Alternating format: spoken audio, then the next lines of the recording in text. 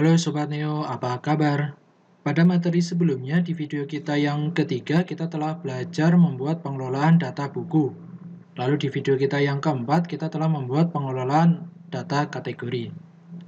Lalu untuk materi kali ini di video kita yang kelima kita akan membuat pengelolaan data user dan data member.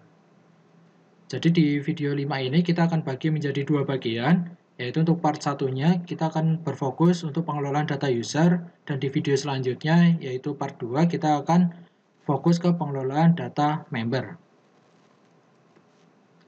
Untuk pengelolaan data user sendiri nanti ada beberapa fungsi. Yang pertama adalah menampilkan list user. Lalu di sini nanti akan ada tambah user. Jadi tambahnya saya akan menggunakan modal. Lalu untuk fungsi selanjutnya ada fungsi edit, hapus, dan reset password. Karena kita telah belajar membuat fungsi list, tambah, yaitu dengan modal, lalu fungsi ubah atau edit, atau fungsi hapus, kita tidak akan membahas ulang fungsi-fungsi tersebut. Jadi nanti silakan kalian tonton lagi video kita yang ketiga dan keempat untuk pembuatan fungsi list, tambah dengan modal, edit, dan hapus. Jadi pada video part 1 ini kita akan berfokus pada reset password user. Jadi kita langsung saja ke codingannya.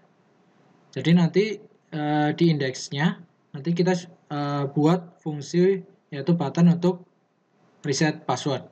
Jadi untuk codingan seperti ini yang data user ini nanti kalian bisa lihat di modulnya. Jika kalian masih bingung cara pembuatannya, nanti kalian bisa lihat di modulnya, dan untuk link modul nanti akan saya sertakan di bagian deskripsi. Kita pertama buat controllernya dulu, yaitu controller user. Nah, untuk controller user kita buat fungsi reset password. Reset password itu sebenarnya konsepnya itu dia seperti update, seperti ngubah gitu ya. Passwordnya itu akan kita kembalikan ke password default, yaitu 123456. Mungkin kita bisa copy saja salah satu fungsi update yang ada di sini. Kita bisa pakai fungsi delete, karena delete-nya adalah update. Kita ganti fungsinya dengan nama reset password. Parameternya kita samakan, yaitu ID user. Lalu untuk ID yang akan kita ubah, kita sesuaikan dengan ID user. Kemudian untuk yang akan kita ubah adalah password. Kita enkripsi menggunakan hash, yaitu enkripsinya adalah SHA-512. Lalu yang akan kita enkripsi adalah passwordnya. Kita kembalikan ke 123456. Kemudian kita tambahkan adalah encryption key.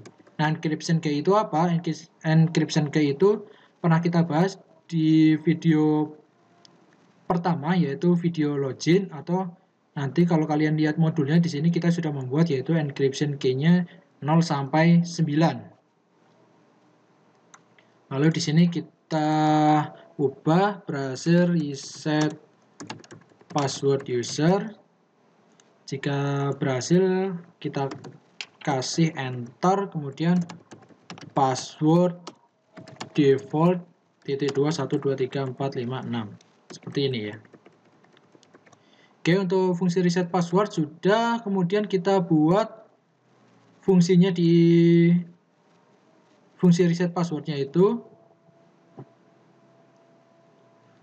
kita buat aja dulu fungsinya, yaitu fungsi JavaScript untuk reset password. Kita bisa copy saja dari delete user ini, yaitu fungsinya adalah reset password.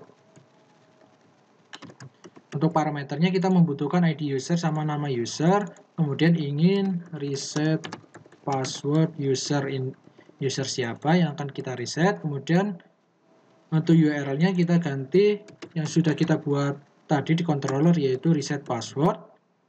Lalu untuk type-nya kita ubah jadi post. Kemudian kita panggil fungsi ini di button-nya. Kita panggil fungsinya di button reset password.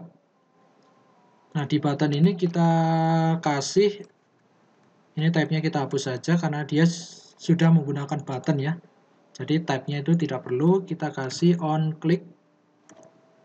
Dan di on click itu kita panggil fungsi JavaScript-nya yaitu reset password. Parameternya dia membutuhkan dua parameter. Jadi fungsi reset password itu dia membutuhkan dua parameter yaitu ID user dan nama user. Kita sediakan parameternya seperti ini. Jadi dia ada dua parameter, parameter 1 dan parameter kedua. Lalu untuk parameter pertama, karena untuk menampilkan data menggunakan PHP, jadi seperti ini, value yaitu ID user. Seperti ini. Lalu untuk yang parameter kedua, sama yaitu value nama user. Oke, bisa kita coba. Reset password. Nah, nanti dia akan menanyakan apakah ingin reset password user pustakawan. Oke. Nah, reset password berhasil. Nah, tadi untuk alertnya dia langsung hilang. Jadi kita tidak tahu password itu akan ke reset menjadi berapa. Nah, kita mungkin bisa mengubahnya dengan alert yang lain. Jadi kita ganti swal show-nya ini. Kita ke switch show. Nah, ini ya, di asset plugin switch alert. Switch show kita buka. Nah, di sini kalian bisa menggunakan beberapa switch alert. Di sini ada 3 yang sudah saya buat. Kita bisa pakai 3 ini aja, yang swal show, swal alert, atau swal confirm. Oke. Untuk yang bawahnya nanti bisa diabaikan saja. Sebenarnya ini untuk soal show sendiri adalah JS yang saya buat sendiri biar lebih simpel saja. Jadi nanti kita akan pakai yang umum aja yaitu soal show sama soal confirm. Nah, untuk soal confirm kita pakai aja yang soal confirm itu nanti akan seperti ini tampilannya. Oke, kita refresh, kemudian kita coba misalnya reset password. Oke, nanti untuk soal confirm tadi akan seperti tadi. Nah, ini untuk ini kita hilangkan saja.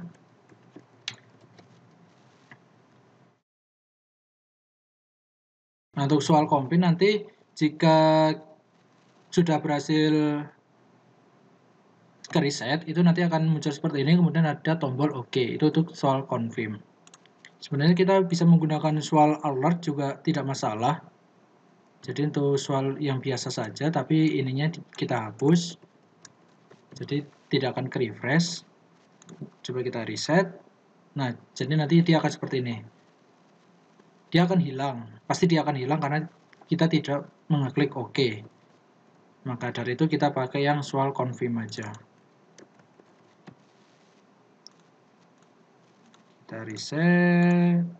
Nah, seperti ini ya. Jadi alert itu akan hilang jika kita klik OK. Nah, untuk lebih memastikannya lagi, mungkin untuk passwordnya kita delete saja. Ini untuk mengeceknya apakah password itu nanti akan terisi kembali atau enggak. Jadi kita refresh, kemudian kita reset. Oke. Nah, kita refresh. Nah, oke, passwordnya sudah terisi dengan 1, 2, 3, 4, 5, 6. Baik, seperti itu untuk reset passwordnya. Sampai jumpa di video selanjutnya.